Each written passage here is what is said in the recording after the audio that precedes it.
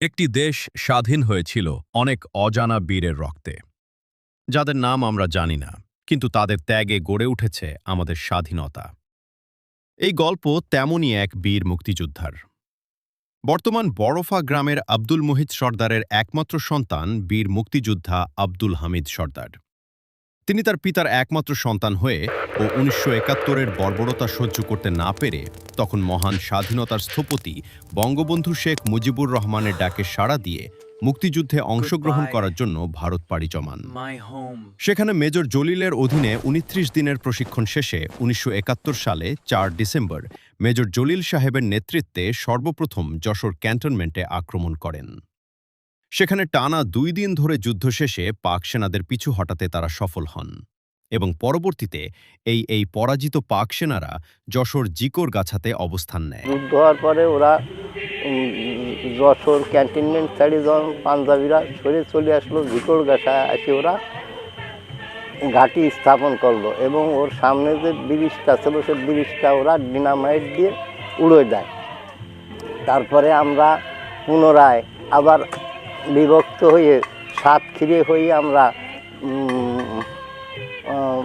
মনজুভার আন্ডারে, উনি ৮ নম্বর sector commander ছিল আর জলিল সাহেব হলো ৯ নম্বর। মনজুভার আন্ডারে আমরা সাতক্ষীরে হয়ে ২০০ ফোর্স পুনরায় আসে এদের ওরা যে গুলিগুলা চালাইছিল ওই জিকোর গাছায় আমাকে বাহিনীর সামনে, তারপরে আমরা পিছন দিয়ে এসে ওদের আমরা ২০০ ফোর্সে অ্যাটাক করি এবং সেই অ্যাটাকে ওরা বহু লোক আহত হয় এবং ওই ঘাঁটি ছেড়ে জিকোর গাছার থেকে ফের আবার শিরোমণি এসে ঘাঁটি করে। তার ২ দিন পরে শিরোমণি এসে ঘাঁটি করার পরে সে ২ দিন পরে আসে আমরা আবার একত্রিত হয়ে এসে ওখানে ওদের উপরে হামলা চালাই। এই হামলায় ভারতীয় বিমান বাহিনী আমাদের হেল্প করে, কিন্তু আমাদের এই সাংবাদিকদের মানে যে সে সাইডি থেকে সংবাদ প্রেরণ করে ওর তথ্য ভুল হওয়ার কারণে বিমানের থেকে অতর্কিত হেভি মেশিন গান চালায়ে আমাকে প্রায় ৬০০-৭০০ ফোর্স মারা যায়, ইন্ডিয়ান আর্মি এবং মুক্তিযোদ্ধা। তারপরে সিগন্যাল ভুল হওয়ার কারণে এই হয়েছিল, শেষে ওরা আবার সরে চলে যাওয়ার পরে আমরা ওই লাশগুলো পুনরায় সরাইয়ে যশোর ক্যান্টনমেন্টের দক্ষিণ পশ্চিম কর্নারে এনে ওখানে আমরা কবরস্থ করিয়ে দেয়। ইন্ডিয়ান আর্মি এবং মুক্তিযোদ্ধাও ছিল তার ভিতরে, প্রায় ৭০০-র মতো লোক।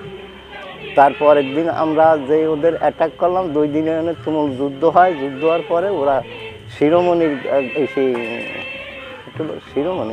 শিরোমণির ঘাঁটি ছেড়ে ওরা খুলনা এসে খুলনার থেকে লঞ্চ এবং স্টিমার যোগে বরিশাল চলে যায়।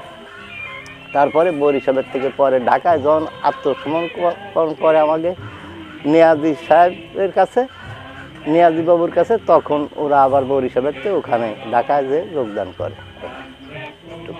আসসালামু আলাইকুম।